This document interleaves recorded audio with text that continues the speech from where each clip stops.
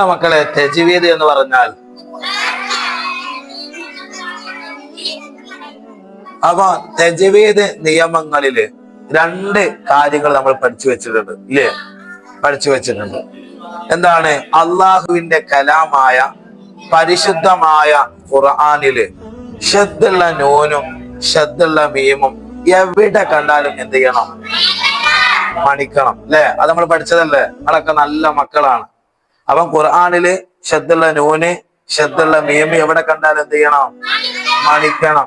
നമുക്ക് ഉദാഹരണം പറയാന്നുണ്ടെങ്കിൽ ഇന്ന എന്നുള്ളത്, അല്ലെ? ഇന്ന എന്നതിലെ രണ്ടാമത്തെ അർഫ് ഏതാ? നൂനാണ്. ആ നൂനിന് ഷദ്ദുണ്ട്. അപ്പൊ ഇന്ന എന്നുള്ളത് ഒന്ന് മടിച്ചു മതി. ഇന്ന. അപ്പൊ ഖുർആനിൽ ഷദ്ദുള്ള നൂന് എവിടെ കണ്ടാലും എന്ത് ചെയ്യണം? മണിക്കണം. അതുപോലെ ഷദ്ദുള്ള മീമ് എവിടെ കണ്ടാലും എന്ത് ചെയ്യണം? മണിക്കണം. അതിനുള്ള ഉദാഹരണം ഏതാണ്? സുമ്മ.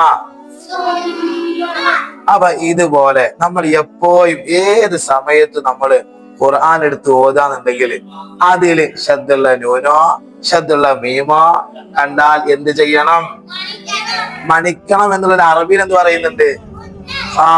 ഉന്നത്ത് ചെയ്യണം എന്ന് പറയുന്നുണ്ട്. അപ്പൊ നമ്മള് ഉന്നത്ത് മീമിനെ കുറിച്ചും ഉന്നത്ത് നൂനിനെ കുറിച്ചും നമ്മൾ എന്ത് ചെയ്തിട്ടുണ്ട്? പഠിച്ചിട്ടുണ്ട്. അല്ലാഹു സുബ്ഹാനഹു തആല നിയമങ്ങൾ അനുസരിച്ച് ഖുർആൻ പാരായണം ചെയ്യാൻ നമുക്ക് തൗഫീഖ് നൽകി അനുഗ്രഹിക്കുമാറാവട്ടെ.